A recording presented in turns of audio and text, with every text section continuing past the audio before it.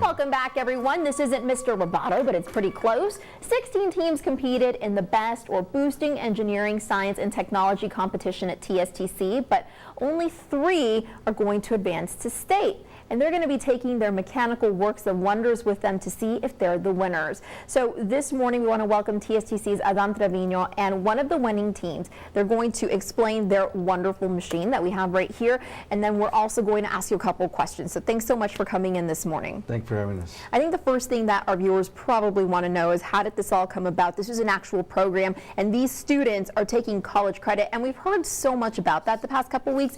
Interesting, I was just telling you guys that high school students can get done with their first 2 years of college really quickly now. Correct. Now, these individuals, yes, they are the robotic team, but they're also doing enrollment students. Okay. So they take classes in the morning there at TCC, and then they have their regular school classes in the afternoon. And this is a great way for them to really decide what they want to do with their lives early. Correct. Some of these students are taking wind energy technology courses, engineering courses. So they're just getting ahead. So tell us more about this competition in general. How does it work, and what's expected of the students? Well, basically the goals of this program is to intend to motivate and students to pursue engineering, science, and technology through a sports-like competition. So this year's theme was the gatekeeper. We have a robot that his name is Squeaky, and he needed some upgrades. So they needed to build a new CPU for this robot. Great. And you guys have actually done this competition before. So tell us how this year differed from last year, and tell us more about your robot.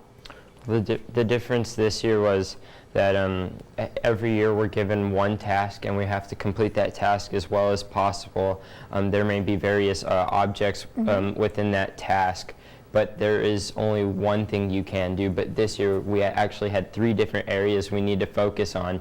So as opposed to building an arm for one area, you have to make it as variable and you have to make it as efficient as possible in 3 different areas, and it was a lot more difficult. But show us what you can do with it. Absolutely.